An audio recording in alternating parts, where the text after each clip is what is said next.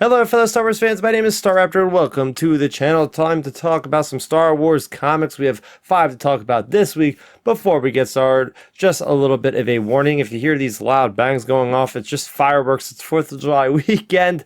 I'm going to try my best to talk over them, but people are getting started a little bit early for the week of 4th of July, so I am not in danger. With that being said, we're going to talk about some Star Wars comics this week. First, starting from Marvel, we have Darth Vader Black, White, and Red, issue number 3 of 4, written 3 different stories here. So we're going to start off with the first one, that is the continuing one, written by Jason Aaron, with artwork by Leonard Kirk. This one is called Hard Shutdown Part 3. So not a lot happens in this part of the story. We have Vader, who has been in this like chop shop. These people want his parts. They're going to get a lot of money off of him. And he has been using the Force, even though he's subdued, using the Force to just wreak havoc. They even try sending in a ship to destroy the factory he's in, and he still manages to destroy that ship and gets free. We also have another story. This one's written and with artwork by Daniel Warren Johnson. This one's called Annihilated. In this, Vader is Vader, and he just completely destroys people, getting an entire freighter to just come down and destroy a bunch of people. Artwork looked awesome in this. There's a lot of space fights as well. And finally, we have Mark Bernardine and also Stefano Raphael on diplomatic impunity. This one is a twisted story. So this one I quite enjoyed. There's this female officer. She's thinking she's going to be a dignitary doing some kind of diplomatic mission, and ends up getting Vader to turn the tides, and he knows that she is a rebel spy. He turns it against her, so he's basically threatening the lives of her loved ones for her to become a double agent for the Empire and go after intel for the rebellion after he basically raises her entire planet. So yeah, a lot of these stories have ended very darkly, and this one is no exception. So there you go. Those were some pretty cool stories for Darth Vader. Next up, in the continuing saga of Doctor Aphra, we have Doctor Aphra. This is issue number 33. This one is called Dead Ringer. This one is written by, of course, Melissa Wong, with artwork by Minkyu Jung. And this one, we leave off with that big continuation reveal of, oh my gosh, did Luke Skywalker, R2, and Aphra suddenly find Shaak Ti and not Luminara on duty, but the other character that I'm not remembering, Aayla Secura, everybody. That's the character. It turns out they're just projections. They're going around this place. Aphra needs Luke because she knows he has the power of the Force. He can get this artifact for her. And they're after this thing called the Kaithu's Bell. And this bell apparently is what's keeping this monster inside. They don't know that until it's too late, when they inadvertently destroy this bell, and now they're running for their lives. So what I liked about this is the fact that we're getting some conflict between Aphra and Luke, and they're both spitting at each other, metaphorically, not physically, just different things, kind of like biting at each other, of course, metaphorically. And it's interesting, very interesting. It's not the first time they worked together. They've worked together with the Screaming Citadel. We also get a reference note, an editor's note, if you will, that this story takes place after we see Doctor Aphra from Darth Vader comic that's currently going. Because right now, things are getting jumbled up, right? You got the Darth Vader comic with Doctor Aphra, you had Luke Skywalker in his own comic, and then you have Luke Skywalker in the Doctor Aphra comic. So things are kind of getting crazy, but it's interesting that there's a Jedi prison.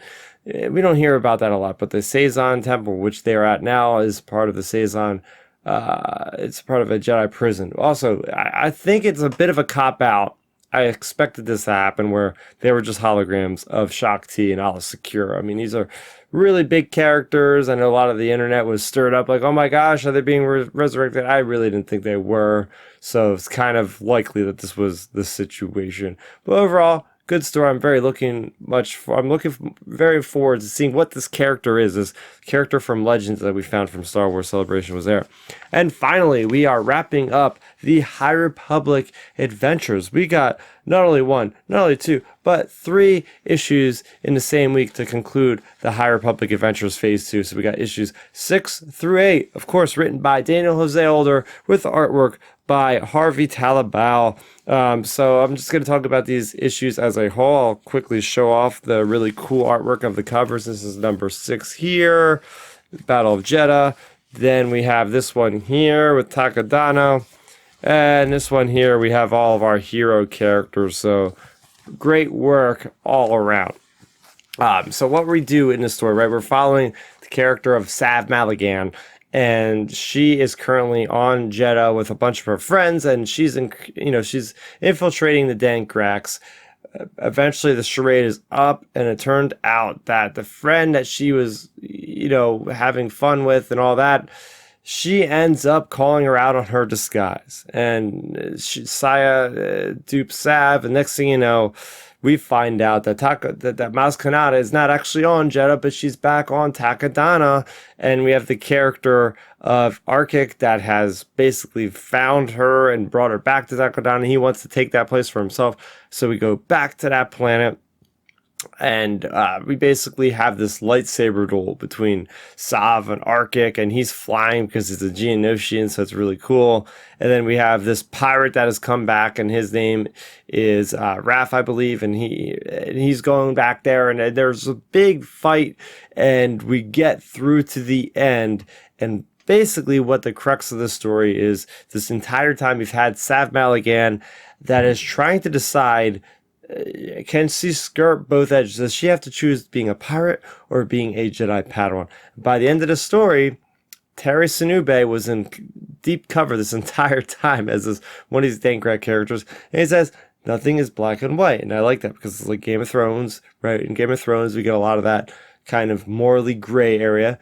But he's basically saying you could be a pirate and you could be a Padawan. And that is how our story ends. So we do have a very cool thematic choice and idea that is represented through the comic pages here, through the words of Daniel Jose Older. So a couple little bright spots, a little references I like to see is, first off, you got that baby Tromac, and we've seen Tromac in charge of Zine Morala in phase 1 of the High Republic adventure. So we got that nice little connective tissue there.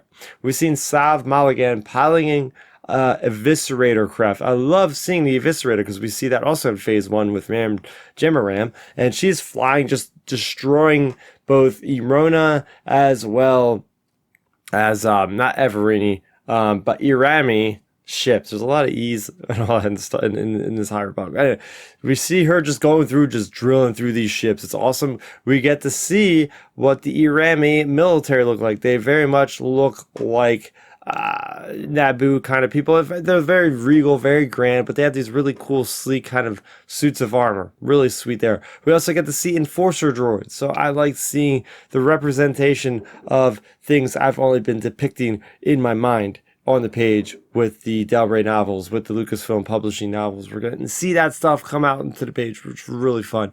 But overall, really fun series. It didn't hit me as hard as phase 1's series with Zine Morala and all the characters in our court and everybody. But I think Daniel Jose Older manages to pull this one off, manages to wrap everything up pretty well, and now we're going to see Sav Malagan in phase 3. So I'm hoping we get a lot of references. Maybe we get some characters. Maybe we'll get THRA because THRA ends up becoming her master after her other master leaves the Takadana temple, after what happens here. So we get to see some stuff that might be references to things to come, which is what phase 2 is all about. But yeah, this is literally the end of phase 2 now. These are the last releases. These 3 comics are the last releases for phase 2, and then we'll begin phase 3 technically kind of in September, I think, because we're going to get those short stories. I think one of them might be a precursor to phase 3. But anyway, I digress. So yeah, go ahead, pick these up. I really enjoyed the High Republic adventures. So what did you think about all these comic releases this week? Let me know in the comment section down below. I'm so close to my 2,000 subscriber goal.